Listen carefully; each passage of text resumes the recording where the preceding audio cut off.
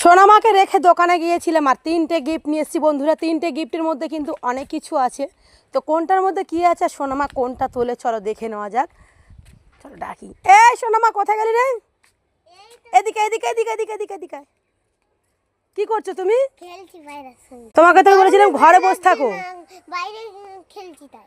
বাইরে খেলছো, গরমে ভালো লাগছে না বলে? হ্যাঁ। এই যে দেখো তোমার জন্য আমি 3খানা গিফট এনেছি। ওয়াও! 3খানা গিফটের মধ্যে কিন্তু সবগুলোর মধ্যেই আছে, তো কার মধ্যে কী আছে সেটা আমি জানি না, ঠিক আছে?